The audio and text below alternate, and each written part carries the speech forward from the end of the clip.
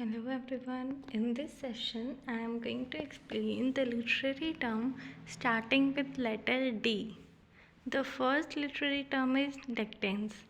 In the later 19th century, some French proponents of the doctrine of aesthetics, especially Charles, also espoused views and values that developed into a movement called the decadence. The term was based on qualities attributed to the literature of Greece in last 3 centuries and to Roman literature after the death of Emperor Augustus in 14 AD. These literatures were said to possess the high refinement and subtle beauties of a culture and art that have passed their vigorous prime, but manifest a special savior of incipient decay. Such was also held to be the state of European civilization, especially in France, as it approached the end of the 19th century. The thoroughgoing dictant writer cultivates high artifice in his style and often the bizarre in his subject matter, recoils form and the exuberance of the organic and instinctual life of nature, prefers elaborate dress over the living human form and cosmetics over the natural hue, and sometimes sets out to violate what is commonly held to be natural in human experience by resorting to drugs, deviancy from standard norms of behavior, and sexual experimentation in the attempt to achieve. The movement reached its height in the last 2 decades of the century. Extreme products were the novel Arabers, which means against the grain. It is written by J.K. Hymes in 1885. In England, the ideas, moods, and behavior of decadence were manifested beginning in the 1860s in the poem of Allegory Charles Swinburne, and in the 1890s by writers such as Oscar Wilde, Arthur Symons, Ernst Johnson, and Johnson. The notable artist of the English decadence was Aubrey Beardsley. In the search for strange sensations, a number of English decadents of the 1890s experimented with drugs and espoused illicit or what were conventionally held to be extra-natural modes of sexual experience. Several of them died young, and the emphasis of decadence on drugged perception, sexual experimentation, and the deliberate inversion of conventional moral, social, and artistic norms reappeared with modern variation in beat poets and novelists of 1950s. The next literary term is deconstruction. As applied in the criticism of literature, it designates a theory and practice of reading which questions and claim to subvert or undermine the assumption that the system of language provides ground that are adequate to establish the boundaries, the coherence or unity, and the determinate meanings of a literary text. Typically, a deconstructive reading sets out to show that conflicting forces within the text itself serve to dissipate the seeming definities of its structure and meaning into an indefinite array of incompatible and undecidable possibilities. The originator and namer of deconstruction is the French thinker Jacques Derrida. and Martin Heidegger, who is a German philosopher who put to radical question fundamental philosophical concepts such as knowledge, truth, and identities. The next literary term is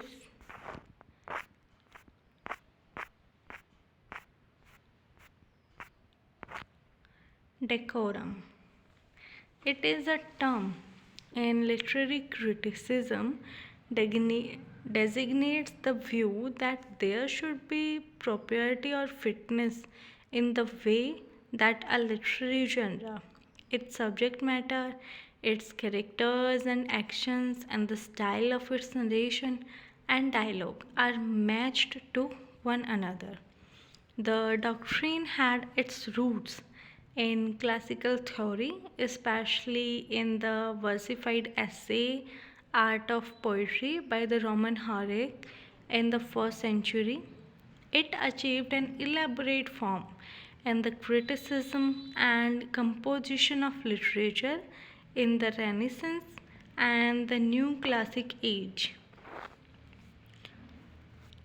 The next literary term is Deism, a widespread mode of religious thinking that manifested the faith in human reason that characterized the European Enlightenment during the later 17th and the 18th centuries.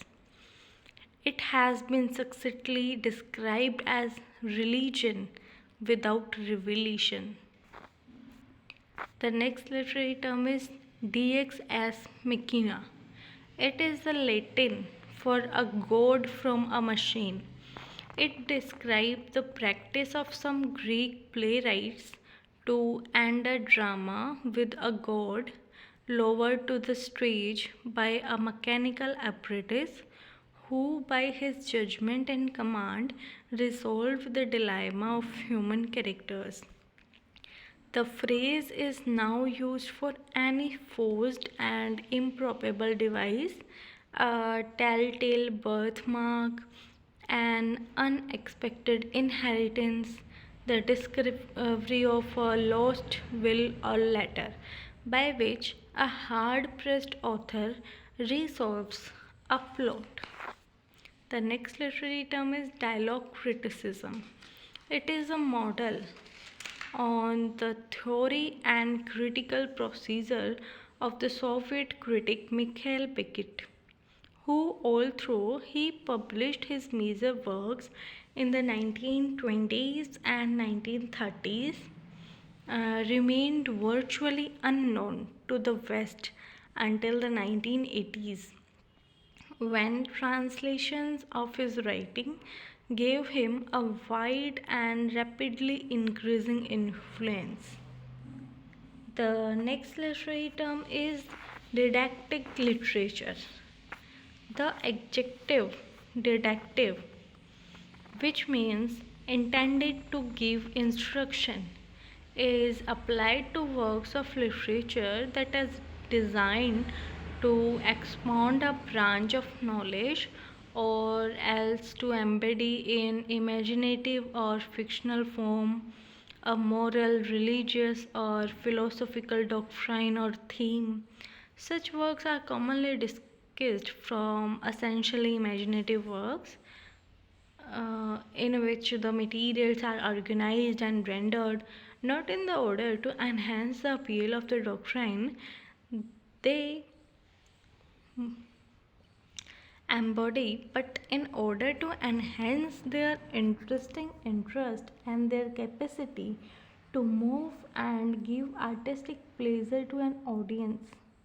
In the 1st century, the Roman Lucretius wrote his didactic poem De Rerum Natura, which means on the nature of thing, to expound and make persuasive and appealing his naturalistic philosophy and ethics, and in the same era Virgil wrote his Georgics, in which the poetic elements served to add aesthetic appeal to a laudation of rural life, and information about the practical management of a farm. Such works, for the most part, directly expound the principles and procedure of a branch of knowledge or a craft, or else argue and explain doctrine by proofs and example. Didactic literature, however, may also take on the attributes of imaginative works by embedding the doctrine in a fictional narrative or dramatic form that is intended to enhance its human interest and persuasive force, as well as to add a dimension of pleasure in the artistry of the representation. In the various forms of allegory, including Edmund Spenser's The Fairy Queenie and the John Bunyan's The Pilgrim Progress. The purpose of enhancing and adding force to the incorporated doctrine is a primary determinant of the choice and presentation of characters, the revolution of the plot, and the invention of fictional details. The next literary term is discourse analysis. Traditional linguistic and philosopher of the language, as well as literary students of style and stylistic, have typically focused their analysis on isolated units of language, the sentence or even single words, phrases, and figures. In abstraction from the specific circumstances of an utterance, discourse analysis, on the other hand, as inaugurated in the 1970s, concerns itself with the use of language in a running discourse continued over a sequence of sentences and involving the interaction of speaker and auditor in a specific situational context and within a framework of social and cultural conventions. It emphasizes on discourse as occurring within specific cultural conditions and under particular circumstances, derived from a number of investigators and areas of research, including the work of Hans Georg Gadamer in Humanities, the concern of Michael Foucault with the institutional conditions and structures that serve to make given statement accepted as authoritative or true, and the work of Clifford and other cultural anthropologists on the root nets of linguistic and other meanings in the social form and practices specific to a cultural community. The next literary term is dissociation of sensibility. It was a phrase introduced by T.S. Eliot in his essay The Metaphysical Poet. Eliot claims that John Donne and the other metaphysical poets of the earlier 17th century, like the Elizabethan and Jacobean dramatists, possessed a mechanism of sensibility which could devour any kind of experience.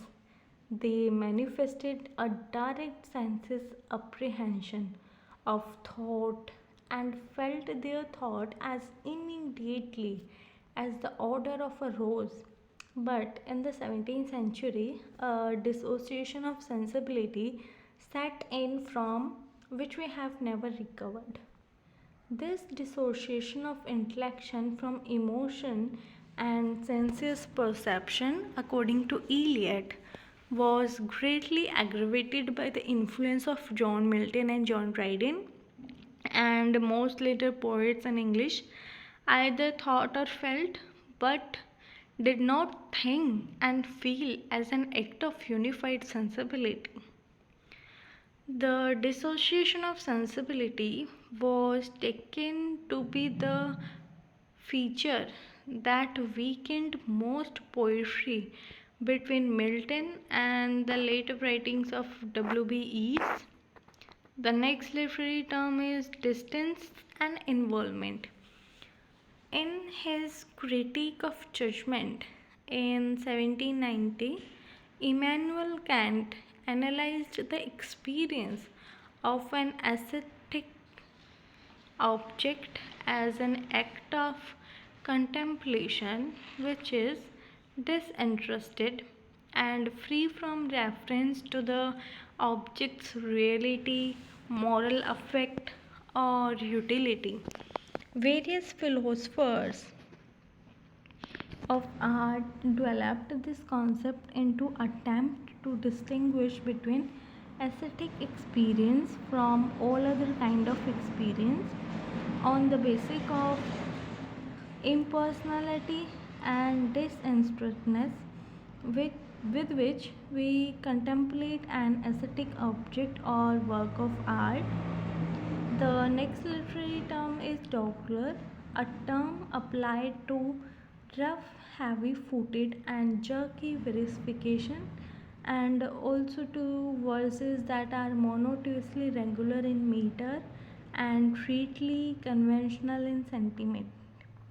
The next literary term is drama, the form of composition designed for performance in the theatre in which actors take the role of the characters, perform the indicated action, and utter the written dialogue.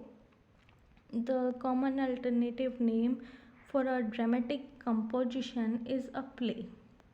In poetic drama, the dialogue is written in verse, which in English is usually blank verse, and in French, it is the 12 syllable line called an alexandrine. Almost all the heroic dramas of the English Restoration period were written in heroic couplet. A closer drama is written in dramatic form with the dialogue indicated settings and stage direction, but is intended by the author to be read rather than to be performed. For example, Brier's Manfred, Shelley's Prometheus Unbound. The next literary term is dramatic monologue. A monologue is a lengthy speech by a single person. In a play, when a character utters a monologue that expresses his or her private thought, it is called a soliloquy. Dramatic monologue does not designate a component in a play but a type of lyric poem that was perfected by Robert Browning in its fullest form as represented in Browning's My Last Duchess, The Bishop Orders His Thumb, Andrea del Sarto, and many other poems. The dramatic monologue has the following feature. The first is a single person who is patently not the poet utters the speech that makes up the whole of the poem in a specific situation at a critical moment. The Duke is negotiating with an emissary for a second wife. The bishop lies dying. Andrea once more attempts wistfully to believe his wife lies. Second is this person addresses and intrigues with one or more other people, but we know of the auditor's presence and what they say and do only from clues in the discourse of the single speaker. The third is the main principle controlling the poet's formulation of what the lyric speaker says is to reveal to the reader in a way that enhances its interest, the speaker's temperament and character. The next literary term is dream vision. It is also called dream allegory. It is a mode of narrative widely employed by medieval poets. The narrator falls asleep, usually in spring landscape, and dreams the events he goes on to relate. Often he is led by a guide, human or animal, and the events which he dreams are at least in part an allegory. A very influential medieval example is the 13th century French poem Roman de la Rose, the greatest of medieval poems. Dante's Divine Comedy is also a dream vision. In 14th century England, it is the narrative mode for the fine elegy, the Pearl of Langland's Piers Plowman, and of Chaucer's The Book of Duchess and the House of Fame.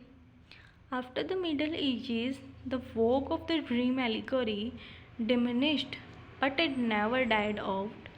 As Bunyan's prose narrative, The Pilgrims of Progress, and Keats' verses narrative, The Fall of Hyperion, A Dream Bear Witness,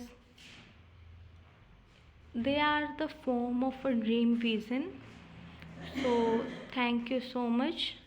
That's all about today's session.